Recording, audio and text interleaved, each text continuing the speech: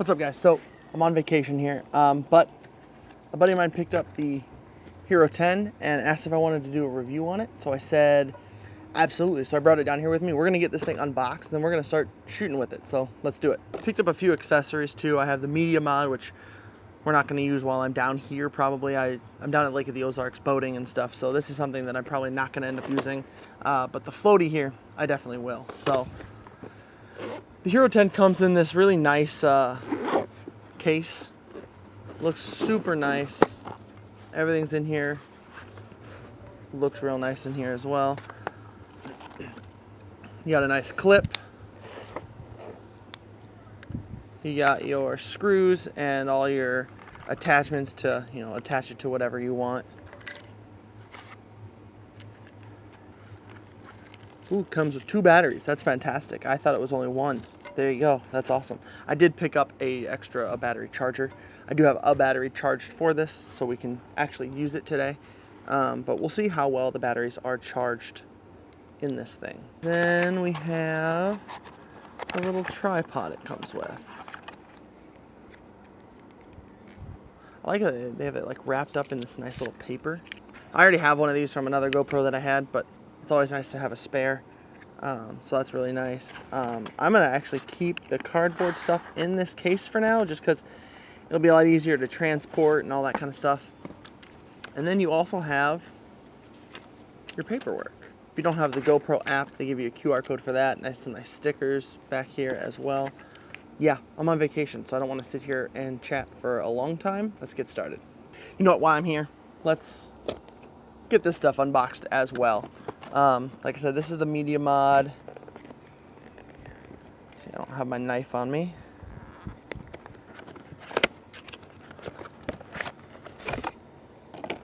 So all this does is give you a better microphone, allows you to use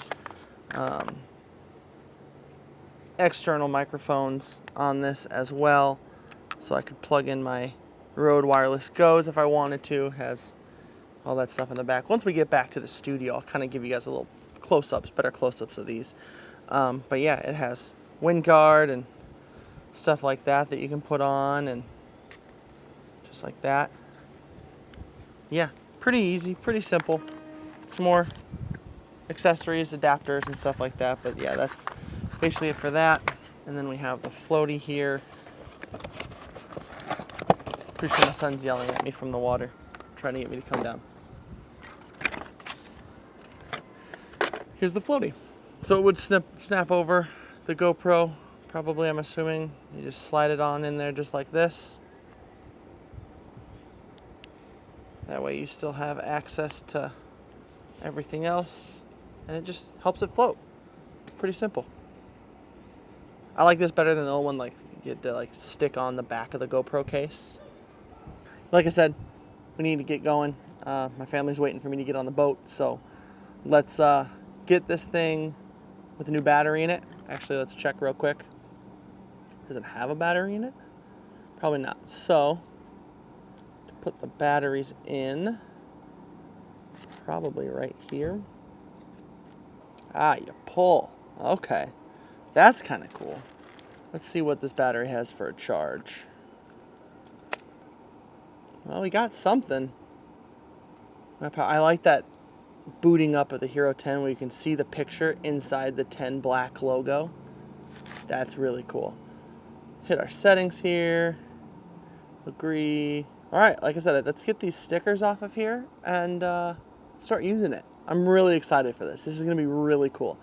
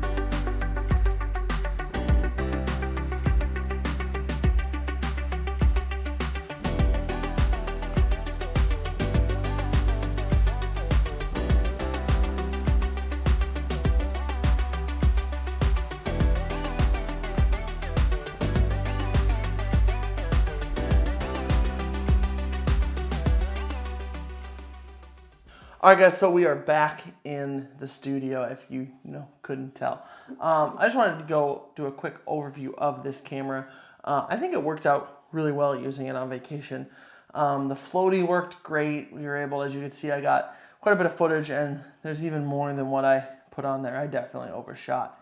But it was a new toy, so it was fun to play with and just get a chance to try out and stuff. So let's go ahead and get into the build quality of this camera, and then we'll kind of get into the operating system. Okay, so build quality wise, first thing I noticed when I use this is they hid the connectors for, if you want to put it on a tripod or anything like that, inside the bottom of the GoPro, and they flip out.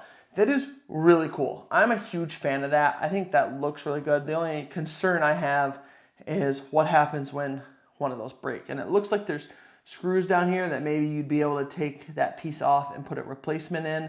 But yeah, that was really my biggest concern, is what happens when one of those breaks off and you're in the middle of the shoot. It took me quite a while to figure out how to get this thing open. And what it is you just pull down like this and then pull it out. And it's kind of a difficult thing to pull down, which is good because it's waterproof. But in here you have the battery, the Type-C port for charging or for hooking up to the media mod, which I'll show you here in a minute, and the SD card. And then you have your power button and mode button over here, and then obviously your shutter button there, lens, and the screen in the front, screen in the back. I think the screens look really good. I love having the screen on the front. That is awesome when you're holding it out here and you're talking to the camera and you can actually see what's in frame, which is fantastic. And I have it set up so it's full screen, so it doesn't show me the whole frame. So as long as I'm in the middle of this, I know I'm gonna be in the middle of the actual footage. So that's really cool. Okay, so now that we're looking at the operating system, I'm actually going to lower this camera here so you can kind of see it a little bit easier and I don't have to awkwardly hold it up like at my chin. So I'm gonna bring this down. It's gonna be in the middle of my shot, but you know what? It's all for you guys, so you guys can see it better. Okay, so looking at this now, one of my favorite things about this camera is the ability to switch through these like quick performance settings. I love that they did this. You can come here, you do standard, which I have set to 4K 60, and then all the way down to basic, which is 1080 60, or ultra slow-mo, which is 2.7K 240 linear. And then you can come in here and not only do they have these presets, but you can come in here and change all of them. So like if you're standard, if you're like, oh, normally I shoot, 4K 120, you can come in here and do that and change that as well. Or let's say you come in here and you're like, oh, I don't really like the linear horizontal leveling option. You can come in here and change that as well. So that's pretty cool. Whoops, started a recording there on accident. You can also come in here. Here's where you would change if you want the back mic on, if you have the media mod connected to it. So that's pretty cool. You can come in here and change all that. And there's just a bunch of stuff down here that you can change. And then it'll save it in that, in the standard or activity or cinematic or whatever it is you happen to be shooting on. So I thought that was really cool. I love how they did that. I typically am either in standard or ultra slow-mo. I did quite a bit of that in the footage you saw earlier. Then another nice thing is sliding down allows you to do just some of the settings in the GoPro here. You have your voice commands, you have your beeps, you have your quick capture, which if the camera's off and you hit the shutter button, it'll turn it on and automatically start recording, so that's nice. You have your screen lock. You have just some performance modes here. I keep mine in maximum video performance. You have what you want your front screen to do. So this is pretty cool. So right now I have it set to full screen. I can have it set to actual screen size. So if you look closely in there, there it goes. If you look closely in there, it's actually full frame and not just full screen. So, or you can come in here and select that you just want it to be status only, or you can have the screen turned off. I typically leave it in full screen. Here you can actually change your orientation, which I'm going to turn on for the rest of this video because I don't want it to rotate and turn when I turn the camera. It keeps it so the screen is always shooting facing up on the camera. It doesn't rotate with the camera. This one's one I've never used. It's the max lens mode, and I don't know if you'll be able to see this on the GoPro, but when you move it quickly, you can see the desk warp there. So you can see that on the GoPro here. Yeah, so it does catch up, like it tries to fix it. If I move it real fast and then let it sit, it fixes it. But yeah, I don't foresee ever using this mode. I don't know what I would use it for. And then in here you can come in, and right now it's set to 4 times slow-mo, so it's set to 120. I can come in here and I can quickly change it to 60 frames per second. You can see then it changes this to 4K 60 rather than 120, and it changes the standard settings for me automatically there. Swiping left and right will change it to time-lapse or photo, and then swiping up will show me stuff that I've shot already. And as you can see, it's that short little 1-second clip that I accidentally recorded while we were sitting here. There's a lot of stuff that this GoPro can do, and I am really happy having this GoPro. I think it is really nice. I will probably, use it a lot. It has been really nice to use. Being able to shoot 240 in the camera and then just slow it down on the computer, it is so nice. I'm not able to do 240 on anything other than this GoPro, and from the footage we looked at earlier, it looks really good. I am so happy with how that turned out. I've done a time lapse. You saw that as well in the footage there. But the time lapse I think looks really cool. It puts it together, stitches it together pretty well. So I'm very happy with this camera. One thing I have noticed is what just happened there. The screen times out after a while. Even if you're recording, the screen will turn off, which is fine for saving battery. But if you're vlogging and you kind of want to know what's in frame, the screen turning off isn't great. And I'm sure that's something you can go in and change in the settings. I just haven't gotten that far as to it hasn't annoyed me enough that I wanted to change it. So let's go ahead. I'm going to get the media mod hooked up to it, and we will continue on. I'm just going to show you a little bit with the media mod. Because the one thing that took me a little while to figure out is attaching the media mod. So you take this battery window here, open it up, and you actually pull it off. That was one thing that I was really nervous about doing when I first did this, but I knew that it had to plug into this Type-C port somehow. So you can then come over here, do the same thing with this. So you just pop it down just like that. And then this just slides on in. Just like that. Close it. And now the media mod is attached. So that's really cool. Like I said, I'm loving the screen up front. I look at it and go, oh man, that is so cool. You just gotta make sure you don't lose this. That's one thing. And then like I said, with your settings, if I go in here now and I change to, let's just change it to video here. If I change video, and now you can see I have a meter here telling me exactly, where my levels are at on the GoPro. And that's even reading it from the front up here, not the back.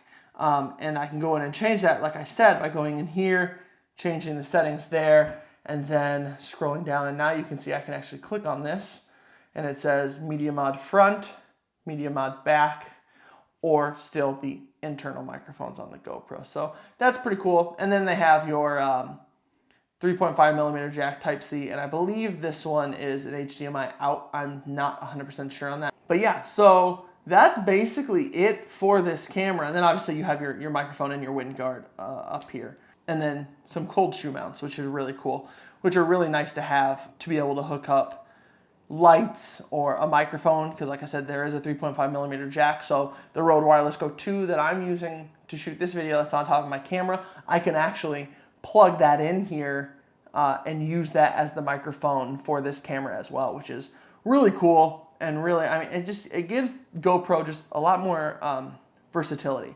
I think it's a good camera to have in your arsenal, if nothing else. Like obviously probably not your main camera, but just an extra camera to have. I think that this would be great. Okay, so I just wanted to throw in a quick test of the microphone on the media mod, just to kind of show you what it sounds like. And obviously my office is a little echoey, so that's gonna affect it a little bit because I haven't gotten soundproofing and stuff in here yet. But I still wanted to kind of throw this test in here. So this is what it sounds like with the RØDE Wireless Go on my camera. And now let's switch to the GoPro media mod, and this is what the GoPro media mod sounds like. And I don't think it's going to sound terrible. Like I said, it's a little echoing in here, so you might pick up a little bit more of that. But I don't think the microphone on here is going to be bad by any means. All right, guys, that's going to do it for me today. I hope you enjoyed this video. I know I enjoyed doing it. I mean, I got to be on vacation and shoot a video, so can't argue there. I'm loving this GoPro, so if you guys are interested in it, I'll put links down in the description. If you like this video, give it a thumbs up and even consider subscribing and ringing that bell to get notified when I post new content. If you like this video and want to see more videos from me, YouTube thinks you'll like that one right there, so go check that one out. I hope you enjoyed this one, and I'll see you in the next video.